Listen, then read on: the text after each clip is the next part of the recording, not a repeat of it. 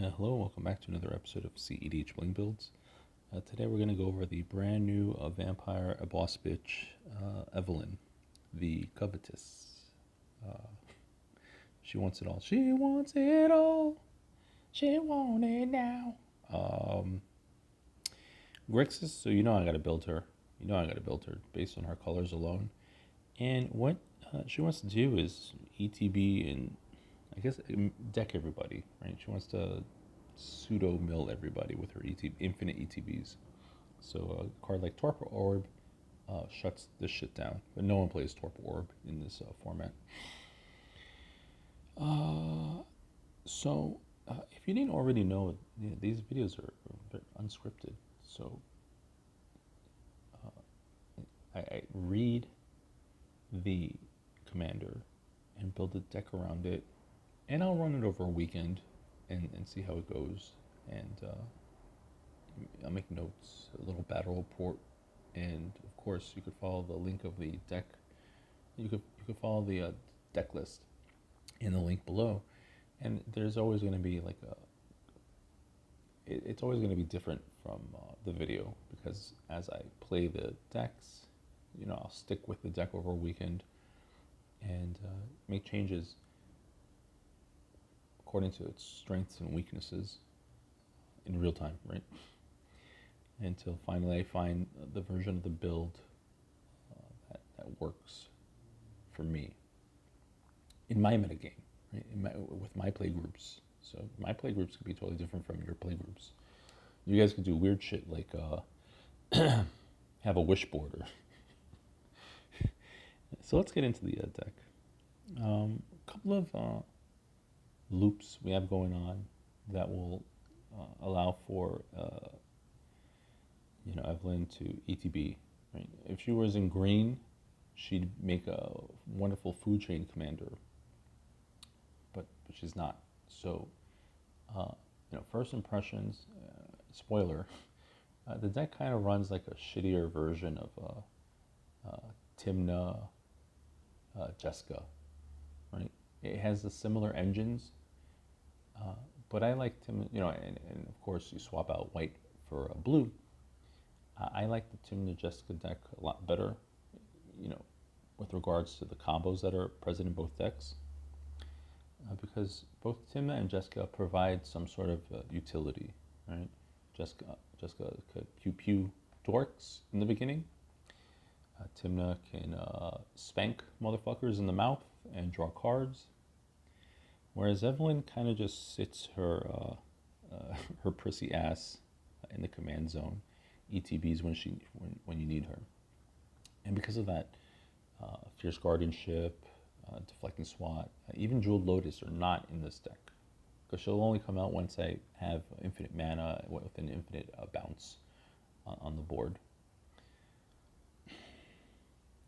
So of course on this channel, you know how we do things. We have both hearts. Actually, I done goofed. I didn't know that gilded foil was a thing, so I have to rebuy this to get the gilded foil. Or I could just not give a shit, because it's whatever. This is a flavor of the month deck. I don't think Evelyn goes in the Hall of Fame of all-time greats. Because we're in Grixis, we're going to have a Fastest Oracle, Demonic Consultation. It's just too easy of a combo. Why leave it out, right? You leave it out because there's some edgelord. That's you. That's your choice. Tainted Pact is a phenomenal tutor. This combo is being seen more and more in casual builds, but casuals are kind of stupid, and they don't run Tainted Pact correctly. They'll have like 5 basic mountains in the deck for no reason, because they can't read so good. So avoid that when you build, if you're new and putting the Thoracle combo in your deck. And of course, Tainted Pact is just a phenomenal tutor. Gets the other half of your combo if you know what you're doing, right? Just don't recklessly Tainted Pact because of the cards in your hand. We have Dockside Extortionist. With Dockside loops, just make sure you could count properly. You want to be netting a treasure when you do these loops, for your infinite mana, not going even. So, if you have opponents who have sackable treasures or ways to sack treasures, artifacts, keep an eye on that, because I can have a million treasures on my side of the field. If you're doing a Dockside loop, I'm going to sack all of them 100%, just so the potential for you to go even is there. So don't do Dockside loops if there's like a lotus petal or something like that on the field. You're crazy person. So you have Dockside and Cloudstone. This loop is very simple. If an opponent has like something small on board, you could ETB it, bounce back to Dockside, beam boom, beam boom, bam. Just make sure that your Dockside can net a treasure, at least one treasure from that. And then coming out of the shoebox, coming out of retirement, we got OG Barrin, Master Wizard, where for 2 he could sack a permanent, and he returns a target creature to its owner's hand. Not your opponent's creatures, no, but your Dockside, of course. And then we got this bad boy. We have Worldgorger Dragon, a very fragile combo where you have to have the Worldgorger in the graveyard, and then you reanimate it with one of these reanimation wars, either an Animate Dead, a Dance of the Dead, or a Necromancy, which is good because you can play this at instant speed. Evelyn has flash because she really does. She wants it now. She wants it all, and she wants it now. So you could have the potential to win the game on someone else's turn if you have the Worldgorger combo live with the Necromancy in hand. Just make sure that you have at least one other creature in your graveyard or in a graveyard with some of these auras, so you could end the combo. Otherwise, you'll be stuck in an infinite loop with no way to stop it. I don't know if it's a thing on MTGO. It used to break the game. And then, of course, we're in these colors, so we have Underworld Breach things we could do. Now, all these combos become a lot more realistic to present under an Underworld Breach, because you could just wheel away all these permanents, all these combo pieces, easy peasy, and then just get the party started with your Underworld Breach. Because we're in Underworld Breach, we're going to have the Brain Freeze in the deck. It could be a win condition, but not so much. Don't depend on it. Don't bank on it. It's really just to feed our graveyard. And so let's get into the rest of the deck. Starting things off with our creatures. We have a Simian Spirit Guide. We have a Malevolent Hermit.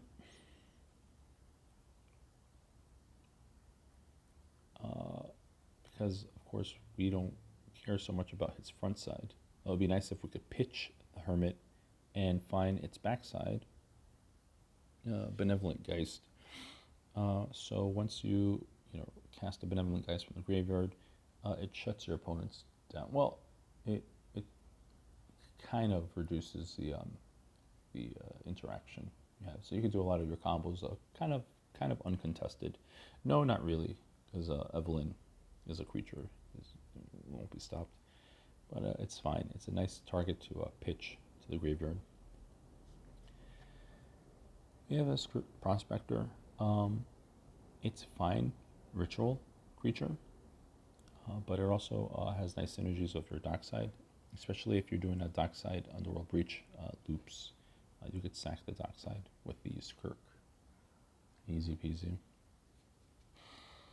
We have a Ledger Shredder. He gets value. He gets value over time. I ran him over the weekend in another deck, and yeah, he gets tremendous value. Should have put the reminder text for Connive, but basically just pitch cards. You loot. If you loot a non-land card away, you put I think a 1/1 on him or a creature or some shit. I don't know. So it's a really nice passive way to pitch your Hermit and your Worldgorger Dragon.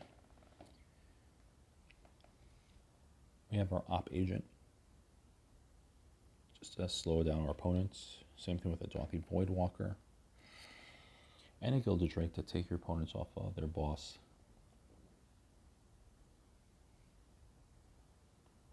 Moving along into our counters package, we'll start things off with our soft counters. We have a Red Elemental Blast, Pyroblast, a Swan Song, Miscast, Mental Misstep. This should be an offer you can't refuse. I'm waiting for my promo foil in the mail. It's just taking forever.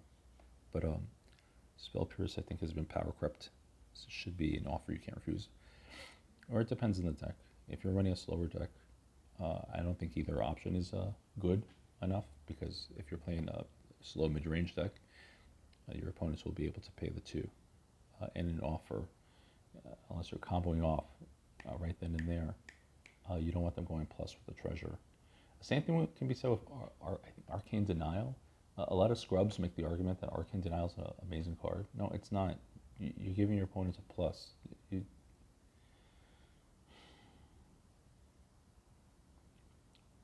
They're also brain dead, so they don't understand how giving your opponents plus, how devastating that could be. Dispel, Flusterstorm, Pact of Negation, and a Force of Will. Moving on to our rituals, we have our Dark Ritual, Cabal Ritual, Culling the Weak, Rain of Filth, Red of Flame, and Jessica's Will. We're not going to get both abilities, but it's a fine ritual. Ritual for 3. Right, go even. Ritual for 3. Now you're gonna like ritual for 6, something most of the time. Our removal package is kind of shit. It's kind of shit. So this is something I have to keep an eye on when I play test it. We have our just a Chain of Vapor, a Winds of Rebuke, and a Cyclonic Rift. Basically just to remove the stacks piece before we go off. This deck should be fast enough where nothing too crazy is going to be on the board by the time we're ready. We have an Entomb and an Unmarked Grave, kind of just to get rid of the Worldgorger Dragon as soon as possible.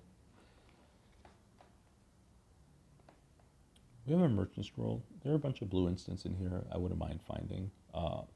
The Emergency Cyclonic Rift in the back pocket is nice if we have a slow hand. Gamble. You could be crazy and gamble up your Worldgorger Dragon and hope an opponent pitches it, but don't count on it.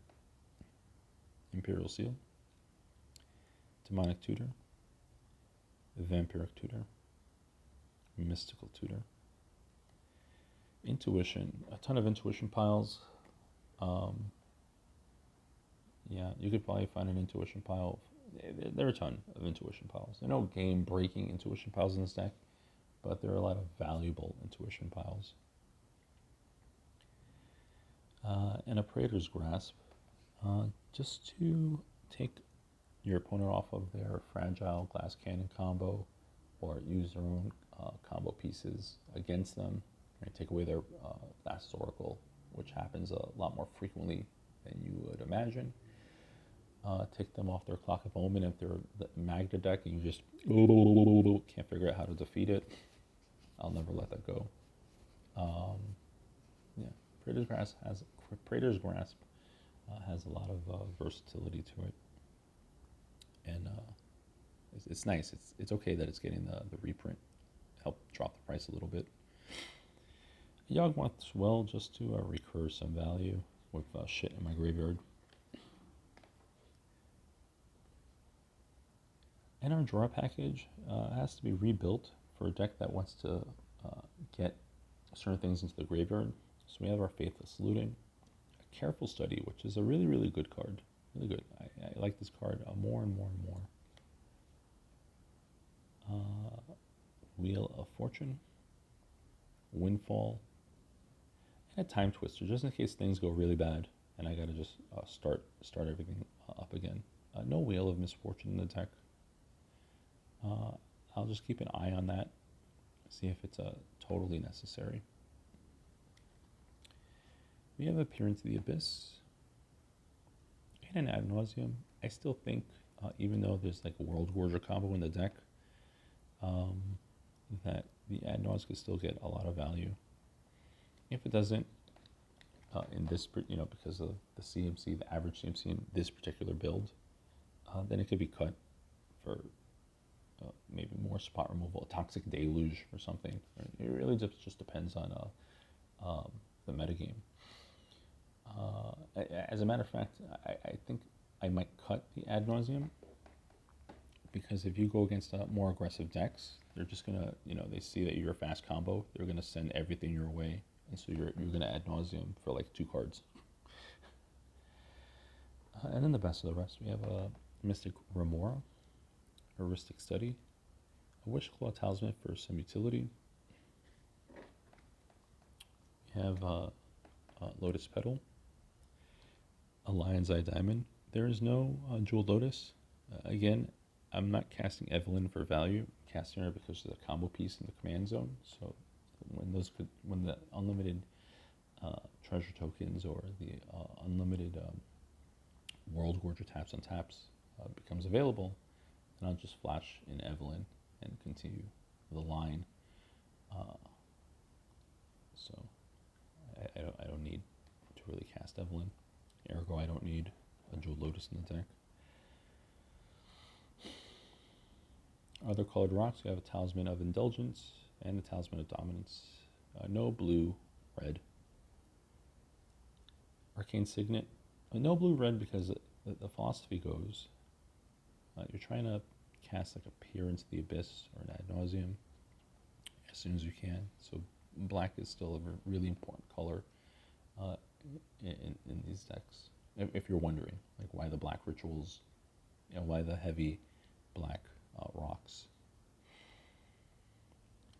We have an Arcane Signet, a Fell War Stone. You don't see this too often. You don't see this at all. So my heart will break when it gets reprinted in a secret layer. Chrome Mox, Mox Opal, and a Mox Diamond. The Holy Trinity, the Baga Trinity, which is why I pick those arts in particular. Mana Vault, a Soul Ring, and a Mana Crypt, again, a Baga art. Really, really pretty stuff. And then wrapping things up with our lands, we have, of course, all 9 Fetcherinos.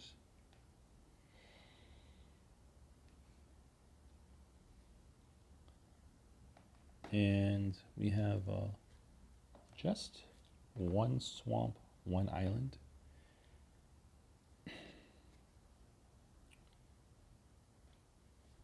No snow swamp, snow island present. With the release of like cards like Atawada, it changes the mana base a little bit. We have all 3 shocks and all 3 duels. We have the other duels, the heavy black ones, Morphic Pool and Luxury Suite. We don't have the other 2, the red and blue ones, the red blue Horizon, red blue Battle Bond. Not important. We have Ancient Tomb, Atawada, OG Gemstone Cavern, Command Tower, Spire of Industry, and Exotic Orchard. A Forbidden Orchard, I'm not swinging, so I don't mind giving my opponents spirits on the ground. Mana Confluence, and of course, your City of Brass. And there you have it. You have your girl, Evelyn. She's gonna take all your possessions. Gold digger Evelyn. Yeah, yeah. So like I said, uh, just first opinion on the deck. Um, First thoughts. It's like a less aggressive Tim Najeska. You swap blue for white, white for blue. But at least when you make your infinite mana with in a Tim Najeska, you have a lot of things you could do with it, right? Jeska's in the command zone. Actually, no. Yeah, that's all you really need to do. You don't need to create a scenario where you need to create do infinite ETBs, right? That's different. That's different, and that's a lot more difficult to pull off, right?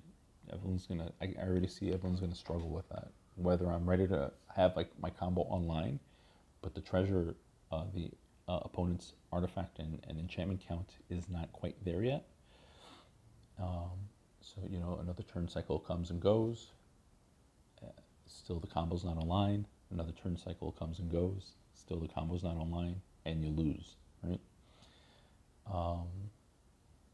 I can see this deck mostly tutoring up a Thassa's Oracle Demonic Consult for the win instead.